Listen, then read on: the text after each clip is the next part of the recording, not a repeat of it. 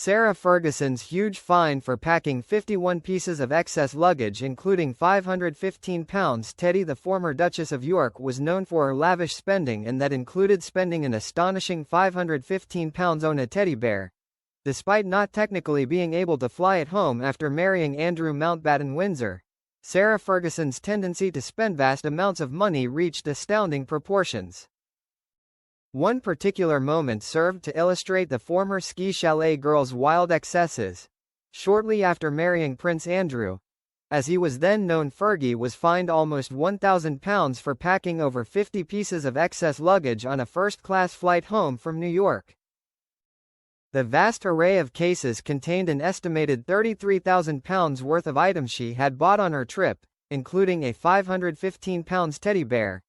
And it wasn't the only example of her astonishing spending. A Heathrow baggage handler was quoted at the time as saying, "Not even Joan Collins has this much." The palace declined to say who met Sarah's expenses on that occasion.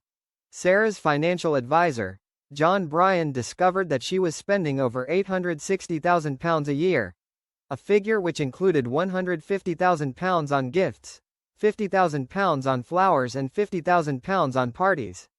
Sarah had a typical upper-class girl's work history before her marriage, including a stint cleaning ski chalets, and a job at a publishing company. She told Swedish television show, Skavlan, how she had undertaken a string of menial jobs. "I cleaned lavatories when I was 18 and graduates' bedrooms. They all left it very messy. And then the waitress in a strudel house. I don't cook, I just took the strudel out of the deep freezer and put it in the oven, that's cooking." But, she concluded, then I married a prince, it was great. However, like many outsiders, she didn't realize how cash poor the royals tend to be.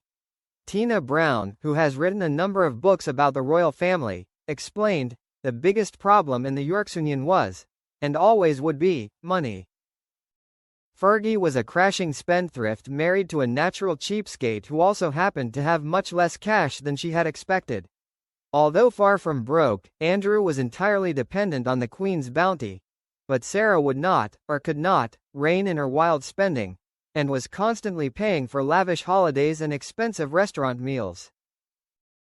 When she was not spending money on herself, she would shower friends and even quite casual acquaintances with expensive gifts. By the time her marriage to Andrew collapsed in 1993, she reportedly owed in the region of £4 million to top people's bank accounts. But even after she and Andrew separated, Sarah was unable to entirely let go of her prince. Tina Brown describes the moment in 2015 that Andrew walked into a restaurant where Sarah was dining with an American media executive. The source told her, "Andrew came in and sat down and said to me, 'What are you doing with this fat cow?' I was so stunned by his level of sadism. She has to sing for her supper. The two were locked together in a toxic codependency," Brown says. "He bails her out when she's in trouble, and she backs him up when he's a Sale Edby scandal. But that relationship may, finally, have reached its end.